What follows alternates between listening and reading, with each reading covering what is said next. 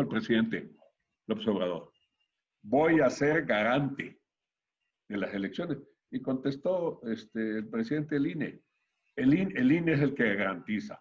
No, si los atracos electorales en nuestro país se han dado desde el poder público, no se han dado allá en el INE. Pero ¿qué es lo que va a garantizar el presidente? Que Puede ningún... garantizar puede garantizar que la administración pública no intervenga en el proceso electoral, que no se usen recursos públicos. Y los programas sociales del presidente, toda esa milloniza que se esté yendo en Los programas Sembrando sociales, Vida. Porque hay un los video muy programas interesante de López Obrador donde dice que el PRI aprendió a hacer otro tipo de fraude a través de los programas sociales, ¿no? pues si lo recibe, yo creo que nadie le iba a preguntar para que le den una beca de jóvenes construyendo futuro a alguien diciendo eres del PRI o eres del PAN o se les da. O la pensión universal, pues es para todos. Acá están Sí, diciendo a yo creo que y a la pensión sí todos. está como una Los programas de prerrogativa, digamos. jóvenes construyendo un futuro, pues yo creo que entra el que quiere entrar. De ahí, No vamos a ver coacción a los jóvenes construyendo un futuro ni a Sembrando pues, Vida. como es el presidente, por él, no. Por él, no. Yo no sé si abajo, si el coordinador de un municipio por ahí, si el superdelegado de tal estado, que no están saliendo muy buenos, porque ahorita le sacaron al de Guerrero con mucha lana, el superdelegado con mucha lana, El de el Jalisco. Jalisco con mucha lana. Pues de eso ya es otra cuestión. Hay gente que traiciona. Hay gente que traiciona. No, y además la austeridad del presidente no la están aplicando a todo el mundo, ¿eh? No lo están aplicando ni a la honestidad. Hay gente que está en lo de antes. Sí, sí, Pero claro. bueno, él dijo que la gente denuncie. Por supuesto. La gente denuncie. Y ahí se viene viendo. Pero ahí se traiciona. Traiciona. Mucho. Ahorita hay una fuerte discusión al interior de Morena a ese respecto, ¿no? Hablábamos, maestro, del artículo que publicó sobre una postura política mía ¿Sí? respecto de que de un partido de Estado, de un hombre fuerte. Usted decía que no, que el presidente ha sido respetuoso del partido y que no es un dictador ni quiere serlo. El presidente, en el sistema presidencialista mexicano, subsiste por dos razones. Una razón de carácter de derecho político. El presidente es el jefe de las Fuerzas Armadas, el presidente tiene facultad de iniciativa y facultad de veto con el Poder Legislativo. Después de todo el proceso legislativo, al final puede vetar, ¿no? El presidente propone ternas para todos casi los cargos que pasan por el Senado. El presidente nombra a los embajadores, el presidente es el jefe de la política exterior. De las Fuerzas Armadas. Lo dije en un principio. El presidente es el que maneja la política social del Estado mexicano. Entonces, el presidente de México es institucionalmente fuerte. Pero hay otra cuestión. Es el jefe del Estado, ¿no? No se le ocurrió ni a Salinas, no se le ocurrió ni a Echeverría, ni al general Cárdenas, ni a Porfirio Díaz se le ocurrió. Es que el mexicano es proclive a que lo gobiernen los hombres providenciales, los caudillos o los líderes. Por eso el presidente tiene tal autoridad sin ser autoritario. La autoridad que le da la legitimidad de los 30 millones de votos con que llegó. No puedo decir misa, pero llegó con 30 millones de votos. Y la otra cuestión es la cuestión que Carpizo le llamó metaconstitucional. Las cuestiones de fuerza que tiene el presidente por la fuerza, pues él es el que resuelve el problema de dotar de agua. Él resuelve el problema de dotar de tierra, si es que todavía fuera, ¿no? Él arbitra los conflictos políticos. Pues eso le da una gran fortaleza. Puse el ejemplo en ese artículo donde hice referencia comedida, cariñosa y respetuosa de Juan Carlos Calimayor, de la alusión que hizo un periodista Juan Carlos Calimayor Franco. Digo, si el presidente mañana se disgustara con los desafíos mediáticos que hace el gobernador de Guanajuato, el de Aguascalientes, el de Michoacán o el de Jalisco, retirara la Guardia Nacional, acuartelar al ejército, el presidente queda hecho un pelele en su estado, porque no tienen capacidad, poderío para enfrentar a los núcleos organizados que desafían al Estado mexicano. Un gobernador no significa nada por muchas razones. Están penetrados hasta la médula, ¿no? Si no, no sobrevivirían. Y Bueno, esta visión del país, maestro, de ¿estás con la 4T o estás en contra de la 4T? ¿No le parece Maniquea. una maniquea? Sí, es la palabra. Pues lo que pasa es que el discurso político también tenemos que entenderlo.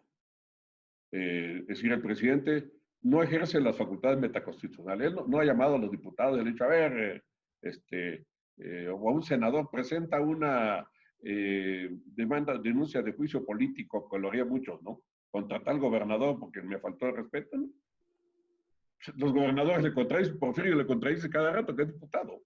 Noroña le contradice. Pues es la libertad. Eso, quien la niega es que no quiere ver lo que todos debemos ver. Pero el discurso político, el presidente tiene un discurso, diríamos que dice los conservadores, el neoliberalismo. Dicen, el presidente califica. No, él coloca una posición de su gobierno porque lo han hecho todos. A ver, Echeverría decía los emisarios del pasado. Don Ortiz decía los enanos de Tapanco. Y Salinas dijo, ni los veo ni los oigo. O sea, cada quien construye sus adversarios, Pues ¿no? sí, porque el presidente está en el debate político. Bueno, ya el presidente es cuando tiene el discurso de conciliación, de cabrazos y eso, tampoco les gusta. Quisieran oír a Díaz Ordaz cuando dijo, eh, las injurias no me hieren, la calumnia no me llega y el odio aún no nace en mí. El presidente de la República hablando de odio. O sea, el presidente es humorista es al decir los fifís. Claro que no saben que el fifí era el duque Fifí, un noble al que cita Guy de Maupassant. Falta que lean un poquito para que sepan quién es, no Sí, es sí, sí. peyorativo. Bueno, regresamos entonces a mi comentario. Él no, él tiene que tener un discurso.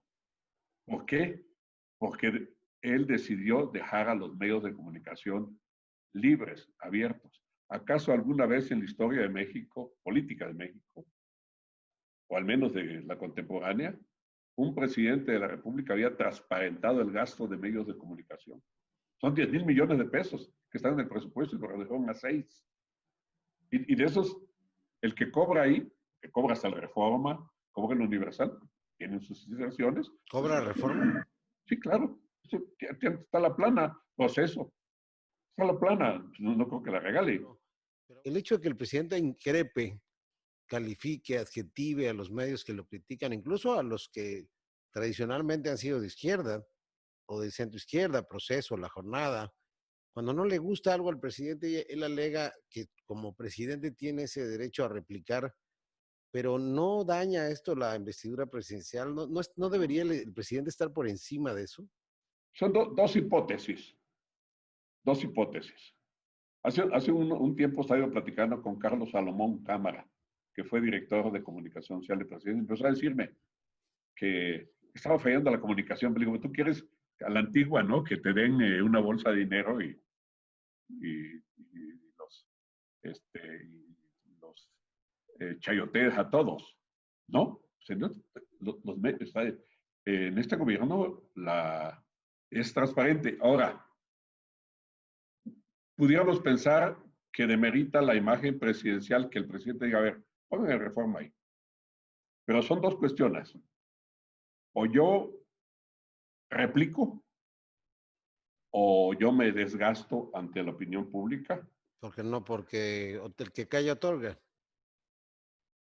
o sigo a la antigua con un presupuesto para pagar, o sea, como dijo López Portillo, te pago para que me pegues.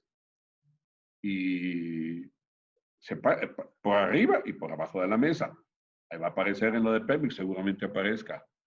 Porque hasta Rocha, que ha sido aliado del presidente, salió un día, pues hizo la reclamación.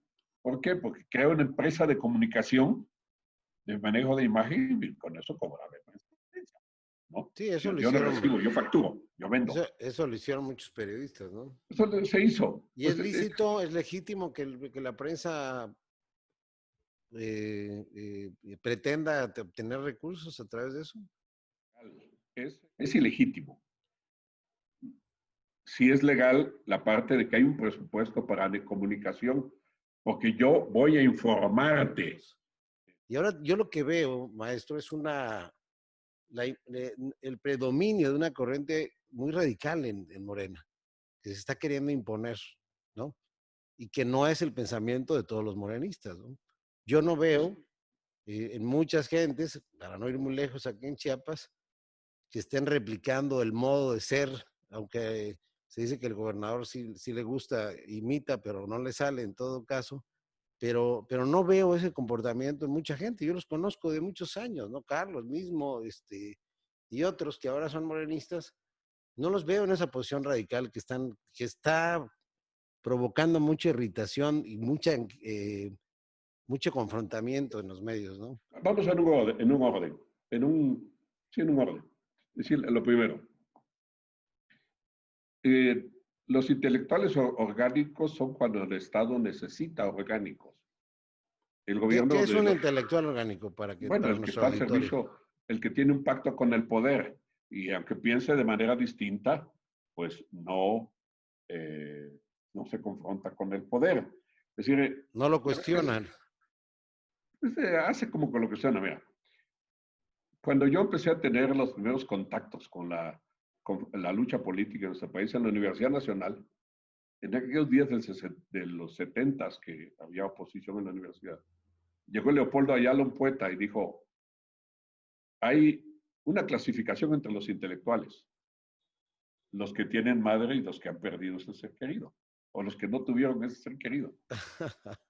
Este, eh, ¿Quién? Y dijo, Octavio Paz, Carlos Fuentes. Es cierto, Echeverría acababa de utilizar a los halcones para reprimir, matar jóvenes, para que murieran jóvenes, y Octavio Paz dijo que Echeverría había desenmascarado las palabras. Y Carlos Fuentes dijo, el futuro de México es transparente. ¿Por qué? Porque pues, cobraban sus sueldos de embajadores que lo habían perdido con Díaz Ordaz. Escribió la región más transparente. Bueno, pero Octavio Paz renuncia como A la embajador embajada con Díaz Ordaz, con Díaz pero luego Ordaz. regresa alineado con Echeverría. Echeverría hace un ejercicio para alinear a los intelectuales en ese tiempo. La prensa o los intelectuales deben de criticar al poder. ¿Esa es su vocación? Pues sí, deben criticarlo y ¿No es los un que contrapeso en una vida bueno, democrática? o sea, los intelectuales, así como una categoría en una sociedad, yo puedo coincidir y ser defensor de este gobierno. Y yo no dejo de ser intelectual. Pero si yo lo voy a defender a cambio de prebendas, entonces yo ya soy orgánico. Entonces ya no estoy jugando el papel intelectual, porque el intelectual piensa. Sí, claro, tiene una autonomía de pensamiento y Piensa y no le entiende renuncia a más ello. y orienta a la sociedad con sus opiniones. Claro. Los han habido en nuestro país. Y Han el habido orgánico es un panegirista, es un defensor oficioso. sí, el otro es alguien que sabiendo que las cosas no están bien, pues Busca la busca la manera de manera. justificarlas. Y bueno, pues como está abierto todo, se ha visto cuánto cobran en los gobiernos de los estados, algunos con sus empresas, qué beneficios tienen. Bueno, Nexos tenía subsidios, vendía publicidad a muchos órganos del gobierno. Ahorita pues no hay publicidad en ninguno, ni en Pemex, menos lo va a ver en la Secretaría de Cultura y mucho menos en el Tribunal Federal del Trabajo.